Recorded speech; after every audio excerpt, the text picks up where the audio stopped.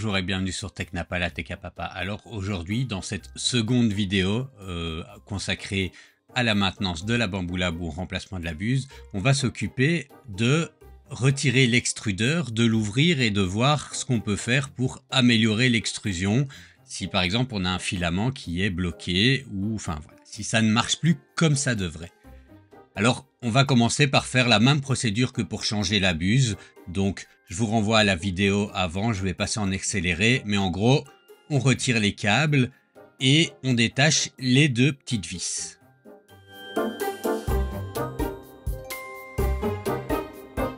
Alors ici on va avoir un quatrième câble à retirer, c'est celui-ci. Moi vous voyez je pourrais le retirer facilement, mais il est possible qu'il soit collé chez vous. Pour le retirer, c'est pas très dur, vous prenez un pistolet à air chaud et vous venez un petit peu faire ramollir la colle qui tient ce câble. Et ensuite on détache les deux vis de la buse. Alors une fois qu'on a retiré la buse, on prend la petite clé Allen qui est fournie normalement avec la machine ou une autre et on vient dévisser ici. Alors le tout n'est pas de retirer complètement la vis, mais de tourner suffisamment pour que le levier du cutter s'abaisse simplement. Donc on fait quelques tours et à un moment donné, vous verrez que le levier du cutter va pouvoir s'abaisser alors que là, a priori, il est fixé dedans. Vous voyez, pour le moment, c'est pas encore le cas. Je tourne encore un petit peu et hop, voilà. Maintenant, le levier du cutter s'abaisse. On a ensuite 3 vis à retirer avec une clé Allen ou un tournevis avec embout Allen. On a la vis là que vous voyez en haut à gauche. On a une seconde vis sur le milieu à droite. Et une troisième vis en bas à gauche. On n'oublie pas de retirer le tube PTFE en appuyant comme ça et en le retirant. Et ensuite, on vient tout simplement tirer l'extrudeur vers soi. Bon alors, vous pouvez vérifier, moi je le vois ici, l'extrudeur est bien bloqué. Je n'arrive pas du tout à faire bouger la roue. Donc il y a bien quelque chose qui doit bloquer à l'intérieur de cet extrudeur. Donc là ici, on a 4 vis à retirer tout autour de l'extrudeur. Et ensuite, on vient délicatement détacher le couvercle supérieur. Voilà, pour révéler cette partie-là. Et donc, vous voyez ici, j'ai ma roue qui bloque quand même vraiment bien. Alors, premièrement, je viens dévisser le petit ressort sur le côté. Vous voyez, comme ceci, de manière suffisante à pouvoir retirer la roue. Si ça ne marche pas avec les doigts, un tout petit coup comme ça de tournevis un petit côté, tac. Comme ça, et puis si ça marche toujours pas, un petit coup de l'autre côté. Il faut vraiment éviter de plier la roue ou de plier la tige qui maintient la roue. Alors ce que je vous montre ici n'est peut-être pas absolument nécessaire pour dégager simplement un engrenage qui serait bloqué, mais au passage je vais vous montrer comment faire une petite maintenance. Donc moi je retire en fait toutes les parties, donc on dévisse un petit peu plus le ressort, on le retire, ce qui permet de retirer aussi le contre-engrenage qui lui peut aussi être encrassé, contenir des morceaux de filament. Bon alors pour info, au cas où vous le voyez, ça n'a pas l'air d'être aussi encrassé chez moi, ça l'était, mais j'ai dû recommencer de filmer après avoir nettoyé une première fois, puisque j'avais oublié d'enregistrer. Donc voilà, maintenant je prends de l'alcool isopropylique et je viens nettoyer, faire une espèce de petit bain de nettoyage sur les rouages. On va relubrifier un petit peu après, mais je mets comme ça de l'alcool isopropylique. Je prends une vieille brosse à dents, donc c'est toujours bien quand vous faites de l'impression 3D de ne pas jeter vos brosses à dents. Et je viens nettoyer, voilà, comme ça, je repasse quelques fois jusqu'à ce que je sois content de la propreté de ma pièce.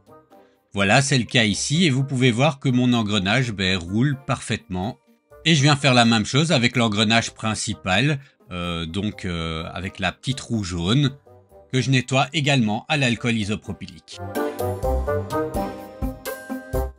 Alors une fois qu'on est satisfait comme ça du nettoyage de la pièce et des engrenages, on sèche bien la pièce et ensuite on va, en tout cas moi c'est ce que j'aime bien faire, redonner un petit coup de lubrifiant.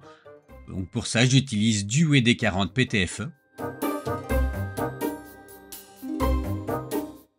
Et une fois qu'on est content avec la lubrification, voilà, vous voyez, ça tourne fou, on se croirait dans une montagne russe. On va refaire le montage de tout ça. Bon, alors premièrement, on va prendre le ressort en mettant le petit bitonio comme ça au-dessus du ressort. Et on va venir le poser comme ça. Et venir visser la petite vis comme ceci. Pour maintenir le ressort. Alors, il ne faut pas visser à fond, juste de quoi maintenir le ressort comme ça à la verticale dans le corps de l'extrudeur.